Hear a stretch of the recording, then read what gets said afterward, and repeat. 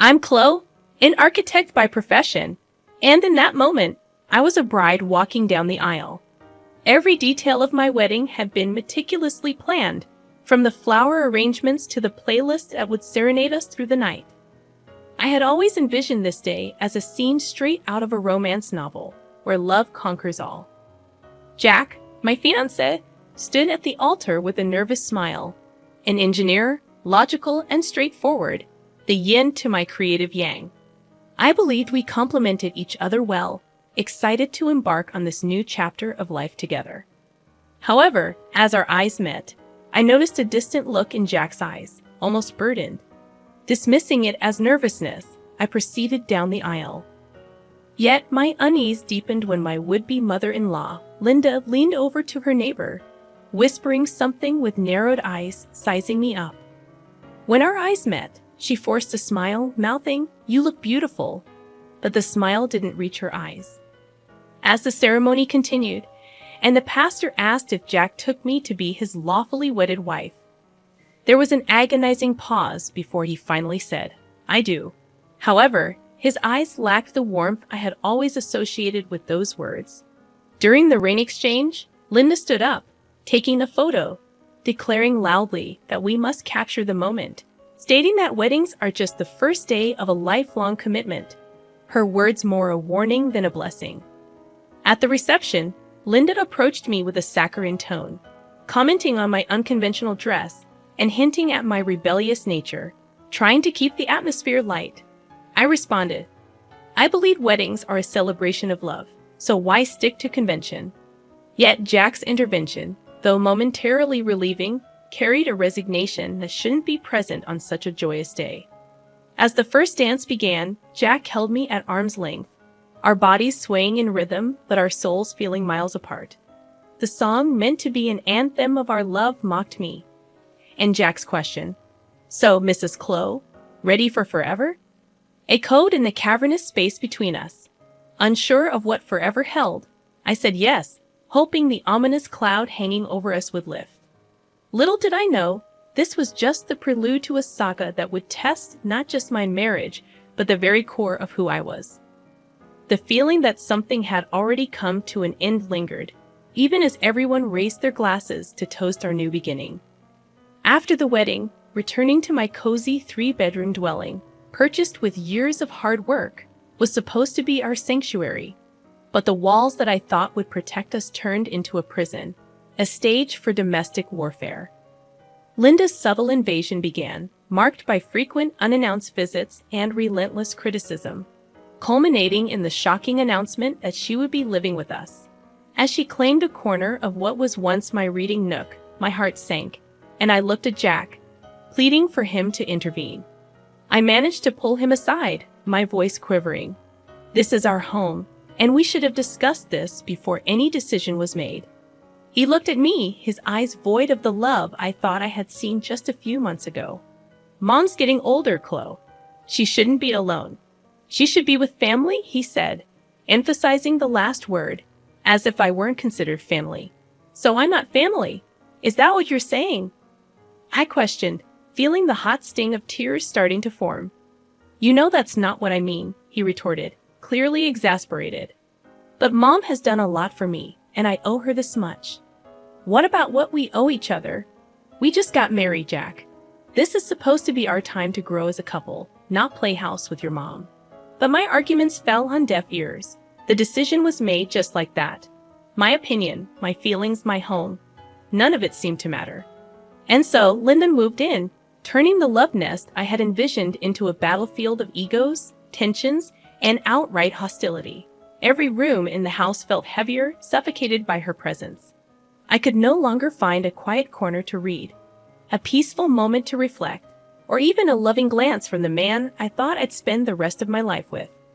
That's how I realized I wasn't just fighting for my marriage or my home. I was fighting for my identity, my dignity, and my peace of mind. All the while, a single thought echoed through my head. How did it come to this? How did my life, my home, my choices become secondary to the whims of someone else? My reading nook was now a shrine to Linda's possessions, my kitchen a stage for her criticisms, and my husband, well, He was a stranger siding with the enemy. And all of this was just the beginning. If I thought life was hard before, it was nothing compared to the living nightmare that followed. The atmosphere in the house grew denser each day, as if the walls themselves were closing in on me. What made it even worse was the undeniable 2 blue lines on the pregnancy test I held in my trembling hands. I had always imagined sharing the news of my first pregnancy as a moment of joy, an occasion to be cherished. But as I looked at myself in the bathroom mirror, eyes red from restrained tears, I realized this milestone had turned into a millstone around my neck. When I told Jack about the pregnancy, his response was as lackluster as ever. "Well, that's something," he mumbled before quickly changing the topic to discuss a home improvement project his mother had suggested.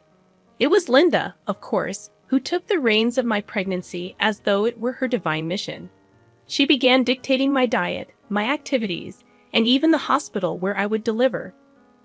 But her intrusion didn't stop at unsolicited advice. She managed to turn my pregnancy into another venue for her psychological warfare. "You're eating again," she would say, her eyes darting towards the modest sandwich I'd made for myself. "Shouldn't you be careful about gaining weight during pregnancy? This is doctor recommended, Linda," I'd reply, mustering all the patience I had left. Doctors these days don't know what they're talking about. Back in my time, we knew how to handle pregnancies, she'd counter. And so it continued.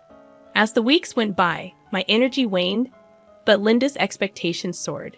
She turned my home into her personal palace, ordering me to clean, cook, and cater to her needs as if I were a servant rather than a daughter-in-law, and a pregnant one at that. "Chloe, why haven't you vacuumed the living room yet?" She'd yell from her self-assigned throne, my old reading nook where she'd spend hours scrolling through her phone or watching daytime TV. "I've been feeling really tired today, Linda.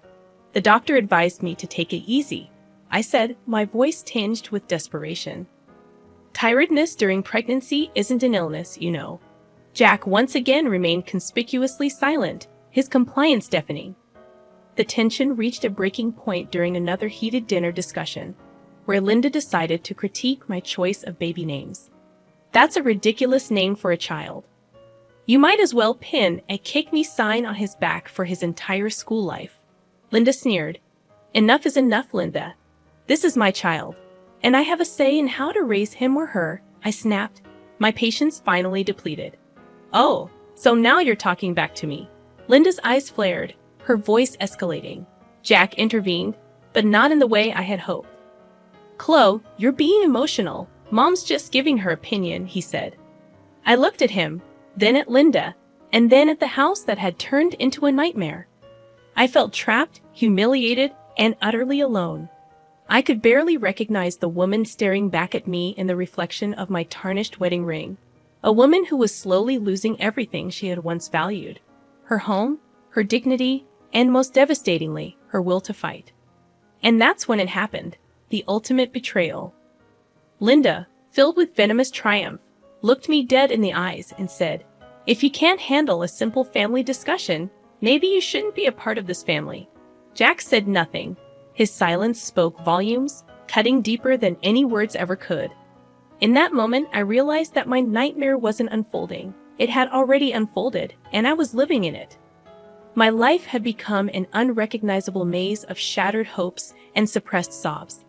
I moved like a zombie through the rooms that no longer felt like my home.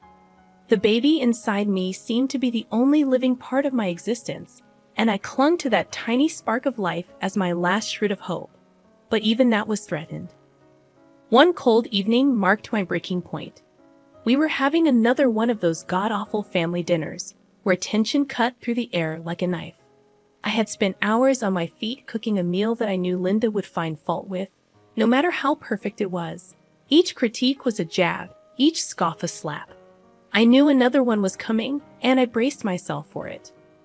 But when it finally came, it was worse than anything she'd said before. "You really think you're fit to be a mother if you can't even manage a household? What are you going to do with a baby?" Linda sneered. My heart sank into my stomach, each word a stab at my already fragile self-esteem. I felt my hands tremble, my eyes blur. But before I could say anything, Jack joined in, sealing my emotional fate. Mom has a point, Chloe. You need to step it up. We're going to be parents soon. That was it, the final straw. A bolt of anger mixed with a lifetime's worth of resentment and humiliation surged through me. Step it up, step it up. I shouted, surprising even myself with the intensity of my voice. I am carrying our child for months, managing our house, and putting up with relentless emotional abuse from your mother, and you tell me to step it up. Both Jack and Linda looked stunned, but I was on a roll. A volcano finally erupting after years of suppression. I'm done. I can't do this anymore, I said, my voice cracking. I won't raise my child in an environment where their mother is treated like dirt. If you two are what family means, then I don't want any part of it. With that, I left the table, leaving them both in speechless disbelief. I packed a small bag and headed for the door, my trembling hands struggling to turn the doorknob. That's when Linda decided to deliver her ultimate blow. Where do you think you're going? This is Jack's house, not yours. I turned around, my eyes locking onto hers. Actually, Linda, this is my house. I bought it, and I have every right to say who stays and who leaves. Chloe, don't do this. Let's talk about it, Jack pleaded, finally realizing the gravity of what was happening. There's nothing left to talk about, I said, tears streaming down my face. With that, I stepped out into the frigid night air, no coat, no plan, just an overwhelming urge to escape. As the door shut behind me, it felt like the closing chapter, the final act of a tragedy that had stretched on for too long. I began to walk, each step a painful reminder of the life I was leaving behind. I had no idea where I was going, but it didn't matter. For the first time in a long time, I felt like I was taking control of my destiny. But the cost of my newfound freedom was high, agonizingly high. The icy wind pierced through my thin clothes as I trudged along the deserted streets. I had walked for what felt like miles, lost in a haze of emotional and physical exhaustion. I was almost there, almost at my parents' house. A sanctuary from the hell my life had become, when my foot caught on an uneven slab of pavement. I stumbled, twisting my ankle painfully as I fell to the ground. The pain was sharp, but it couldn't match the ache in my heart. Limping and teary-eyed, I finally made it to my parents' doorstep. The look of horror on their faces as they opened the door told me everything I needed to know. My breaking point had come, a long overdue fracture in a life burdened with far too many cracks. As they rushed me to the hospital, I knew something had to change. I couldn't go back, not to the house, not to Jack, and certainly not to the woman I had become. My breaking point wasn't just an end, it was also a beginning, a painful but necessary step toward reclaiming the life that had been taken from me. Hospital rooms have a peculiar way of forcing reality upon you.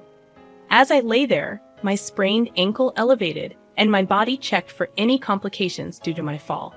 I felt a mix of relief and apprehension.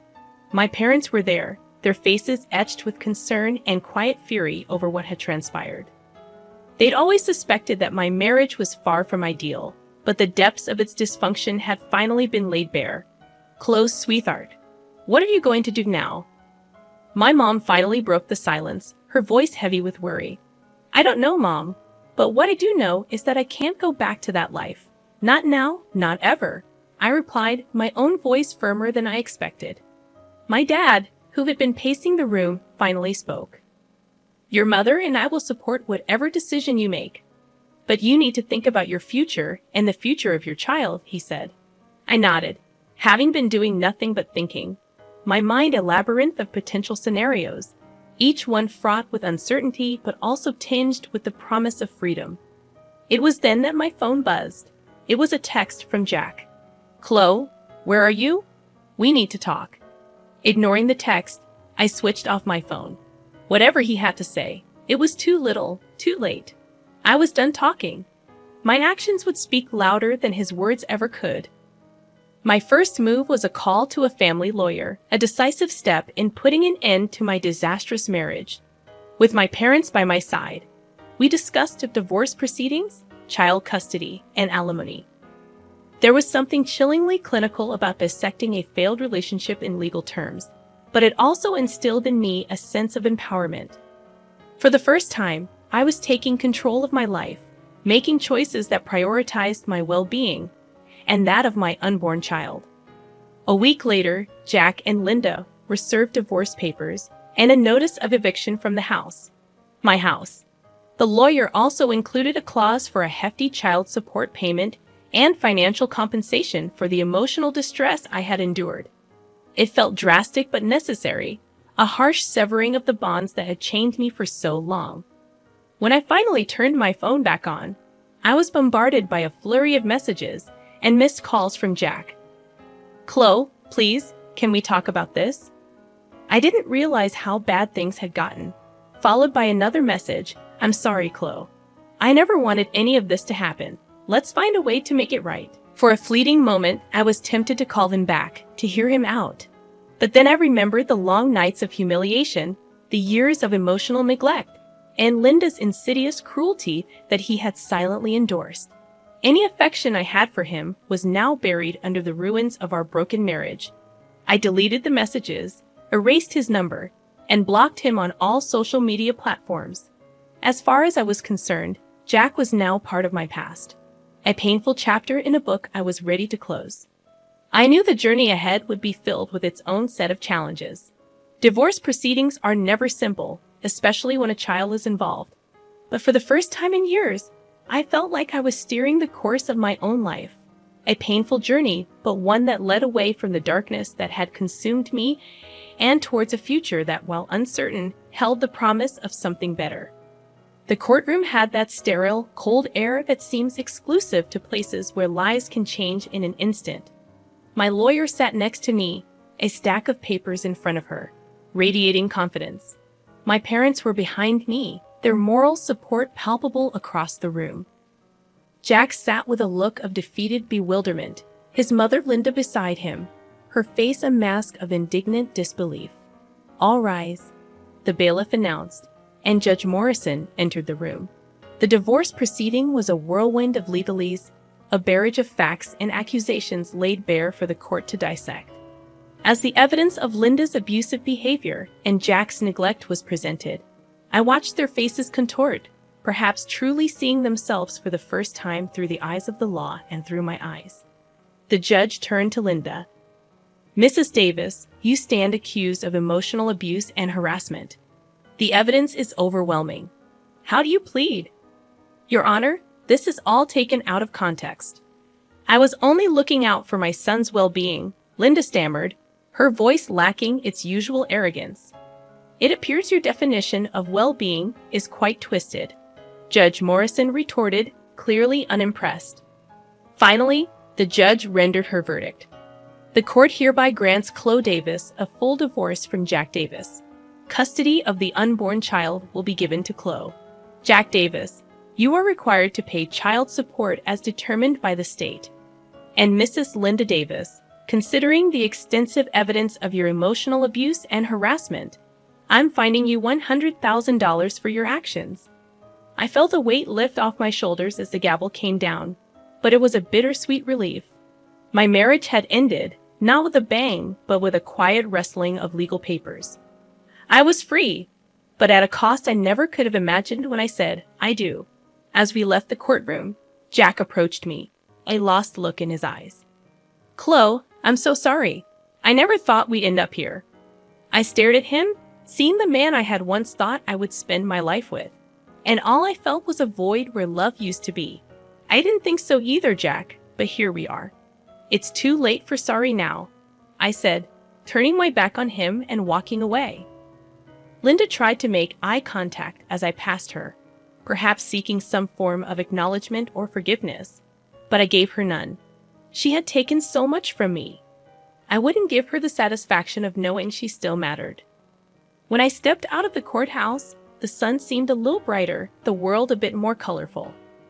It was as if I was seeing everything through new eyes not clouded by constant anxiety and emotional distress. It was the beginning of a new chapter for me, one written on my own terms. My mother hugged me tightly, tears in her eyes. "You did it, Chloe. You're free, And it's all thanks to you and Dad. I couldn't have gone through this without your support, I replied, grateful beyond words. We'll always be here for you, Dad said, joining in the group hug. And for your new beginning. That night, I sat alone in my house, the house that was now truly mine, and felt a sense of peace settle over me. I was alone, but I wasn't lonely. For the first time in years, the only expectations I had to live up to were my own. I was still apprehensive about the challenges that lay ahead. After all, I was going to be a single mother with all the responsibilities that entailed. But as I touched my belly, feeling the gentle stirrings of my unborn child, I knew it would be okay. My painful journey had led me to this reckoning, and while scars remained, they were now a part of a story of survival, not defeat. I was ready for whatever came next, not because I had to be, but because I chose to be, and that made all the difference.